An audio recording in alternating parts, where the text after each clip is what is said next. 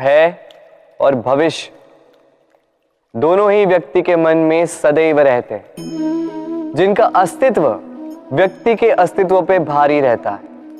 विचित्र है ना? वह वो है जिसे आप नहीं जानते, जो अनजान है, और इसी कारण आपको भय लगता है कि ना जाने क्या होगा। भविष्य वो है जो अब तक घटा ही नहीं, तो जो घटा ही नहीं उसके विषय में चिंता क्यों? आपके हाथ में है वर्तमान। वर्तमान के कर्म सत्य मन से कीजिए और सोचिए ये कि अपने कर्मों को और कितनी श्रेष्ठता से किया जा सकता है। इसलिए आप विश्वास कीजिए, यदि वर्तमान के कर्मों को आप सत्य मन से करोगे तो भय स्वयं ही निकल जाएगा और भविष्य का फल अवश्य ही मीठा होगा। इसलिए भय और भविष्य से डरना छोड़ दीजिए,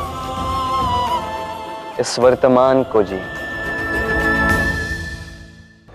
जीवन में हम कई लोगों से मिलते हैं। आप भी ऐसे कई लोगों से मिले होंगे जिन्होंने स्वयं को असफल मान लिया, निराश हो चुके, जिन्होंने ये स्वीकार कर लिया है कि इस जीवन में उनसे कोई कार्य हो ही नहीं पाएगा, वो कुछ कर ही नहीं सकते, किसी कार्य के वो योग्य ही नहीं।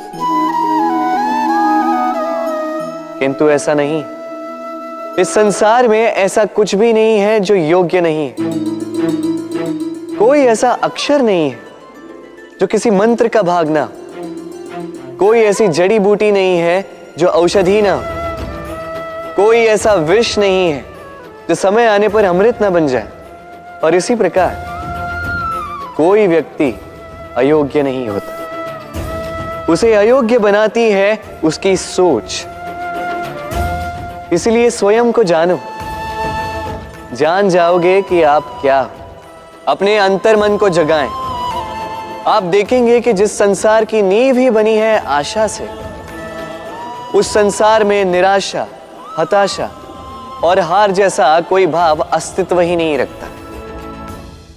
इतना सुंदर पुस्तक है, सुंदर आवरण है, सजाए हुए पृष्ठ है,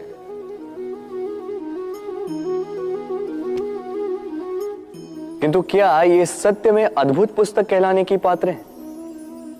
क्या इसमें जो लिखा है वो सत्य है, प्रेरणादायी है, हमारे लिए मूल्यवान है? कैसे निश्चय लिया जाए इस बात का? अब आप सोचेंगे कि सीधी सी बात है, आवरण को देख के पुस्तक की गुणवत्ता कैसे जानी जा सकती?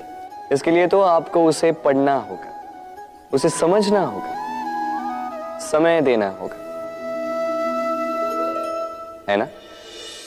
बिल्कुल उचित सोच रहे हैं आप। बस आश्चर्य की बात यह है कि पुस्तक के विषय में आप ये सारी बातें जानते हैं, किंतु किसी व्यक्ति के विषय में आप ये सारी बातें मन में नहीं लाते। व्यक्ति का मूल्यांकन भी उसके वस्त्रों से, उसके शारीरिक रूप से या उसकी सुंदरता से नहीं किया जा सकता। उसके लिए आपको उस व्यक्ति को पढ़ना होगा, उसे समझना होगा, उसे समय देना होगा। पर हम क्या करते हैं? पहनावे, रंग, सुंदरता को देखकर आकर्षित हो जाते हैं, उसे प्रेम समझ बैठते हैं और आए दिन कोई ना कोई ये कहते सुनाई देता है कि उसकी प्रेम कहानी सफल नहीं हो पाई, उसे छल मिला। किंतु इसमें दोष किसी और का नहीं, स्वयं आपका है। आपने उस व्यक्ति को समय नहीं दिया, आपने उस व्यक्ति के विचार नहीं परखे।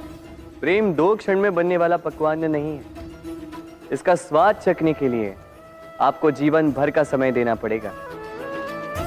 तो समय दीजिए, एक दूसरे के रूप से नहीं, आत्मा से जुड़ी, निश्चित ही मन प्रसन्नता से कह उठेगा, राधे राधे। हम में ऐसा कोई नहीं होगा जिसने वृक्षों को ना देखा हो, वृक्षों पे इन पक्षियों को ना देखा, इनके घोंसलों को ना देखा, इन पक्षियों को अपने छोटे छोटे बच्चों को भोजन कराते ना देखा। संसार का सबसे ममत्व वाला दृश्य होता है। चिड़िया दूर से अपने चोंच में दाना भरकर लाती, स्वयं भोजन करने में असक्षम संतान की चोंच में डालती, स्वयं भूखी रहकर, निस्वार्थ, निश्चलता से। और जब संतान के पंख निकल आते हैं,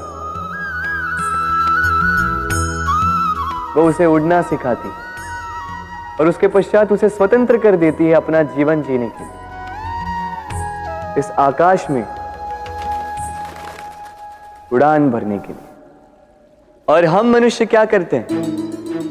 जिस संतान को हम पंछी की भांति पालते हैं, उसके पंख निकलते ही हम उसे बांध देते हैं, ये सोच के कि कहीं वो दूर उड़कर न चली जाए।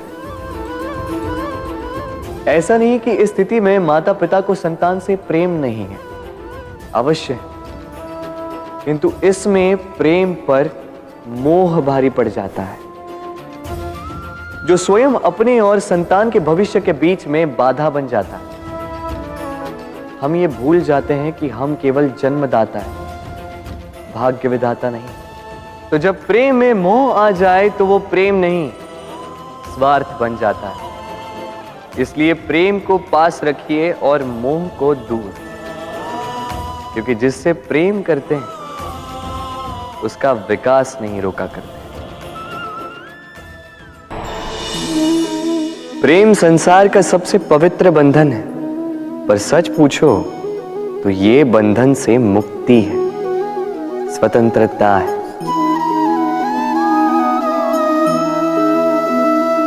नहीं समझे? समझाता हूं। यदि कोई आपका प्रेम ठुकरा दे, यदि कोई आपका प्रेम समझ ही ना पाए, तो क्या होगा? कुछ उदास हो जाएंगे, कुछ छल करके प्रेम पाना चाहेंगे, तो कुछ बलपूर्वक प्रेम पर अधिकार करना चाहेंगे। किंतु यह आवश्यक नहीं कि जिससे आप प्रेम करते हो उसे भी आपसे